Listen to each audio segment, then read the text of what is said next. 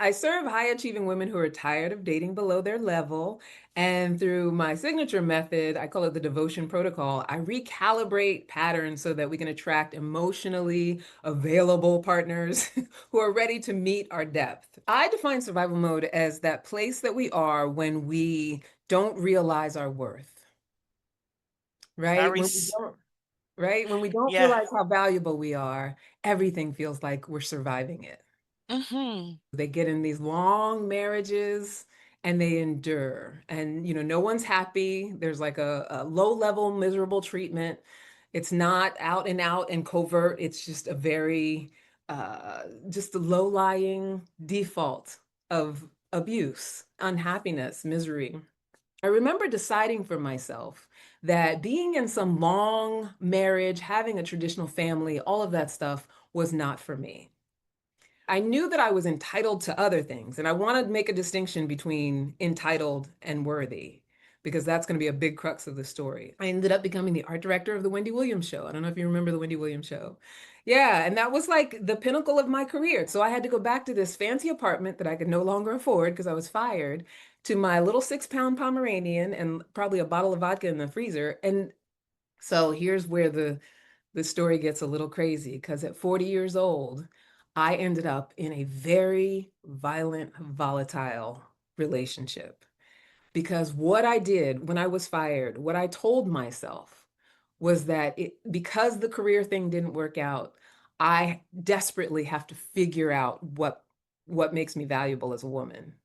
And so because I was in such a mindset of desperation, I found that I really allowed a lot of things into my life through this person that otherwise, if I understood my value, not just a sense of entitlement, I would have never allowed. It was almost like he was a vampire of my emotions. He bit me on my arm one time, like a bite that left marks, but always threatening to leave me in places, right? Police called.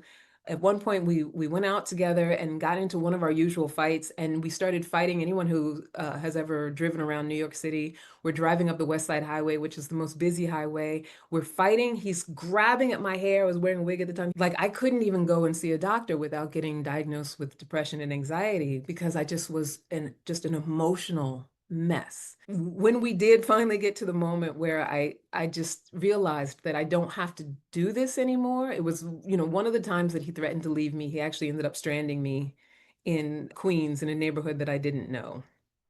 It took, miscarriages, it took all the fights, it took all of that for me to say, this doesn't work. And something instinctively within me said, just stop.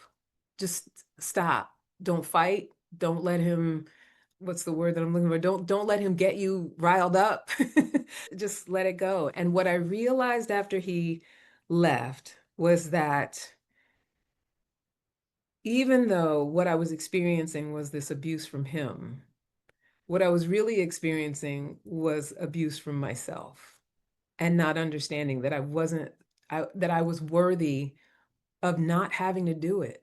What I realized in, my healing journey was that I had adopted the relationship with myself that my mother had with herself.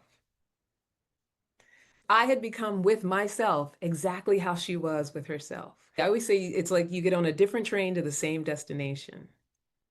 I wrote a book about it. It's called I'm Not Mad, but She's Still Crazy. And it's all about healing that relationship with your mother so that you can meet your exceptional match and be able to attract that energy into your life and let go of the desperation. And you want your children to live healthy, fulfilling lives, you got to be conscious of how you show up in the Mm, first 7 years. yeah. Because those narratives become lifelong narratives until a person is almost forced Mm. to rewrite them. They love to be able to trigger and create a response. It's almost like, because it's very, now I look at it in hindsight and I'm like, what were you thinking? But when you're in it, when you're so committed to, what I was intentional about was making it work, right? And being enough for this person to behave better. It's like a beacon to them. Oh, you need me to be nice to you? Let me show you how I can manipulate what, your need. How I can dangle it like a carrot.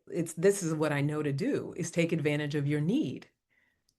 They are great at that. Take Yes. advantage of your need and pick and prod until they get the reactions that they desire. Yeah. Anyone that has been with a narcissist will absolutely relate to what you're talking about here, because I remember when I first heard about narcissism and there was this reconciliation that, oh wow, that was my father.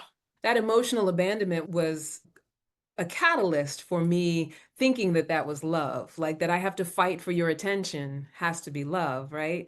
I remember feeling in my heart jealous that my mom had not. Like I felt like she had a freedom that I didn't have. And that had me have a full-on emotional breakdown. And so having that breakdown had me understand that I had taken on a self-image, a list of trauma responses, a way of being that didn't even belong to me.